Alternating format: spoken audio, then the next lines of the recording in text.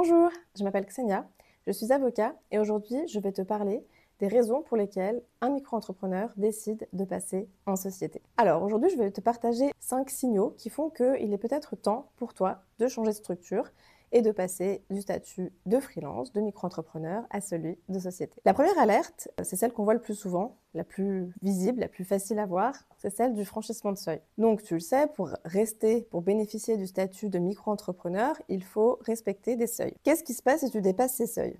La première chose à savoir, c'est que tu n'es pas obligé de passer en société. La conséquence directe du franchissement de seuil, c'est le fait que tu vas passer au régime réel. Qu'est-ce que ça veut dire ? Ça veut dire qu'actuellement, tu fonctionnes avec un abattement. Un abattement qui représente tes charges. Donc tu as ton chiffre d'affaires, tu as ton abattement, donc 34% ou 50%, ça dépend de ton activité. Une fois que tu retires cet abattement, ça te donne ton bénéfice. Ton bénéfice, c'est ce qui est aussi ta rémunération, ton revenu. Si tu passes au réel demain, ce sera un peu le même mode de fonctionnement, sauf que tu n'auras pas d'abattement. Donc tu auras toujours ton chiffre d'affaires, mais cette fois-ci, tu auras tes charges que tu comptabilises au réel. Donc chaque dépense que tu as fait est comptabilisée pour ton activité professionnelle. Et encore une fois, ça te donne ton bénéfice. Donc ça, c'est la vraie différence entre les deux. Maintenant, quand on dépasse ces seuils, pour moi, la vraie question à se poser, c'est qu'est-ce que je veux faire ? C'est-à-dire que pour moi, comme je le disais, c'est un signal. Pour moi, c'est un signal qui est positif, puisque ça veut dire que tu as généré déjà pas mal de chiffre d'affaires, que tu es sur le bon chemin, que ton entreprise se développe. Donc, qu'est-ce qu'on veut faire ? Est-ce que tu te dis, non, moi, au final, pour des raisons personnelles, pour n'importe quelle raison, je ne vais pas pouvoir faire plus, donc je vais peut-être rester dans ce statut. Ou est-ce que, comme c'est le cas de mes clients, tu as l'ambition de faire beaucoup plus, tu as l'ambition de te développer, d'augmenter ton chiffre d'affaires, peut-être de te structurer, d'embaucher du personnel, de déléguer, etc. Si tu es dans cette vision-là, je pense que c'est le bon moment pour te poser la question, est-ce que je n'ai pas intérêt à passer en société ? Donc en réalité, le passage en société, pour moi, c'est vraiment la suite logique quand ton activité a atteint un certain niveau. Le franchissement de seuil, il ne faut pas le voir comme une contrainte. Pour moi, c'est un signal que ton activité a grandi et que tu peux passer à l'étape supérieure. Ça, c'était le premier point. Le deuxième point que je voulais aborder, c'était l'aspect, le fait que tu vas pouvoir gagner en crédibilité et potentiellement accéder à des clients plus importants. En fait, pour moi, le passage en société, il marque véritablement un changement de posture. Tu n'es plus un simple prestataire, tu n'es plus un freelance qui fait ses petites missions dans son coin.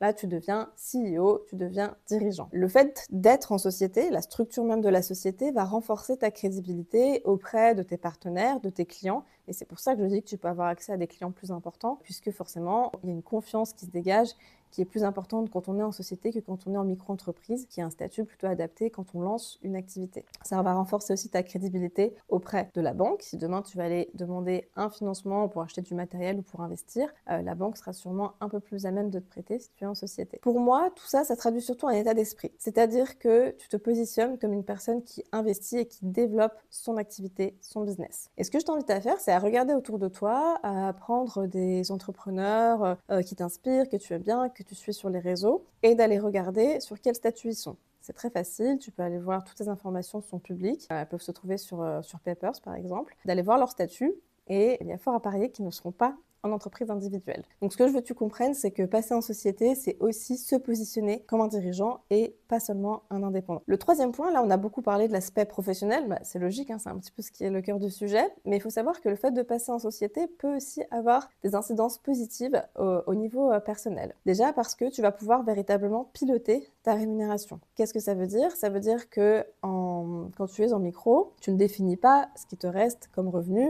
et ce sur quoi tu es imposé à titre personnel. Comme je l'ai dit, ton chiffre d'affaires, ton abattement, ça donne ton bénéfice et tu es imposé sur ton bénéfice. Alors qu'en société, tu vas pouvoir piloter ta rémunération. On y reviendra juste après. Le fait de piloter ta rémunération, ça fait que moi, je conseille aux clients de définir un montant dont ils ont besoin. Alors, je dis n'importe quoi, par exemple 2 500 € par mois.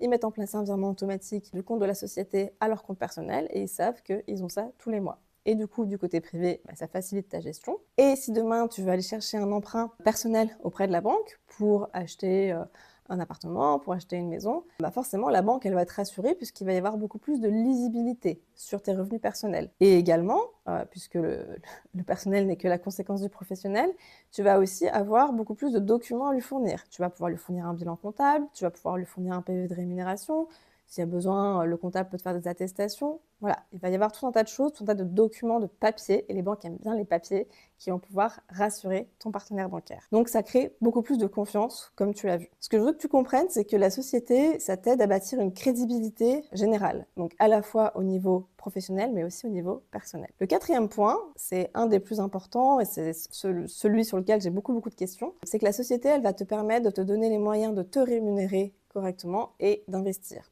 Alors quand je dis te rémunérer, je t'ai expliqué juste avant comment ça fonctionnait. Et ce qui est important à bien comprendre, c'est que tu vas payer de l'impôt sur le revenu que sur la rémunération que tu te verses. C'est-à-dire que en micro, encore une fois, tu ne peux pas piloter ta rémunération. Le bénéfice, c'est ce qui reste une fois que tu as retiré ton abattement et tu es fiscalisé là-dessus. Tu ne peux rien faire, tu n'as pas de moyen d'optimisation. Alors qu'en société, tu vas avoir deux portefeuilles distincts. Celui de la société, avec toujours le chiffre d'affaires, les charges, le bénéfice. Et de ça, tu vas pouvoir sortir ta rémunération.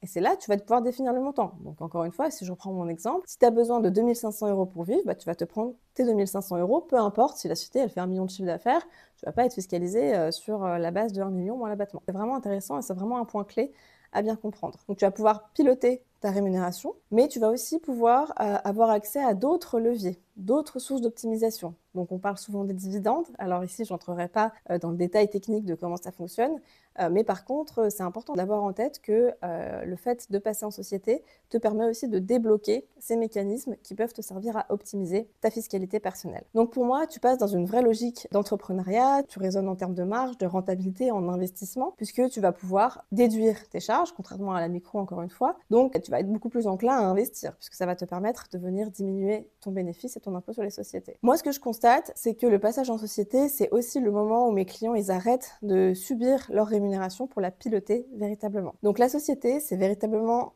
pas seulement un statut juridique, mais surtout un outil de stratégie financière. Le cinquième et dernier point que je voulais aborder, c'était que le fait que la société te permet de préparer ta croissance. Donc tu as bien compris que quand tu es en micro, tu vas avoir un plafond à un moment donné, que ce soit lié au montant de chiffre d'affaires ou à la crédibilité auprès de tes partenaires. Tu as ce plafond qui n'existe pas en société. La société va te permettre de préparer la suite. Donc concrètement, qu'est-ce que ça veut dire? Ça peut être peut-être de faire entrer un associé, ça peut être de préparer une levée de fonds, ça peut être de sous-traiter véritablement de manière beaucoup plus importante et du coup de le passer en charge. Ou ça peut être d'aller encore une fois chercher un financement bancaire pour soutenir tes besoins en termes de développement. Ça, c'est la première chose, préparer sa croissance, mais ça va aussi soutenir et porter ta croissance. Pourquoi? Parce que tant que tu es en micro, tu es un petit peu isolé d'un point de vue juridique et comptable, tu n'as a priori pas d'avocat, pas d'expert comptable, tu fais ta petite comptabilité, c'est vrai que c'est très simple, donc tu n'as pas de besoin à ce niveau-là. Par contre, comme tu t'en doutes, quand tu vas passer en société, là pour le coup, il faut faire un bilan, il faut faire des comptes annuels, faire une approbation des comptes, tenir un registre, déposer ça auprès du greffe.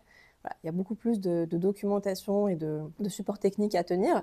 Donc c'est pour ça que tu vas être entouré. Tu vas avoir un expert comptable, tu vas avoir un avocat, et toutes ces personnes-là sont là pour t'aider dans ton développement, sont là pour te donner des conseils qui sont parfois très pratiques. Est-ce que là c'est mieux de faire un financement bancaire, de faire un leasing, enfin ce genre de choses pour acheter un véhicule, pour acheter du matériel. Et puis après des conseils d'optimisation. On l'a déjà évoqué un petit peu. Tes partenaires sont là pour t'aider sur ces sujets et aussi booster ta croissance. Donc pour moi, créer une société, c'est véritablement poser les bases pour ton développement futur. En fait, la société, c'est un cadre qui te permet de grandir en étant entouré et de bâtir une entreprise solide et pérenne. Voilà ce que je voulais te partager aujourd'hui. J'espère que ça t'a plu, j'espère que ça t'a apporté un petit peu de clarté. C'est vrai que tout ce qui est juridique est parfois un peu laissé de côté par les entrepreneurs parce que ça fait peur, parce que ça paraît compliqué et je le conçois. Donc j'espère que cette vidéo a pu t'apporter les premières réponses et j'espère à très bientôt.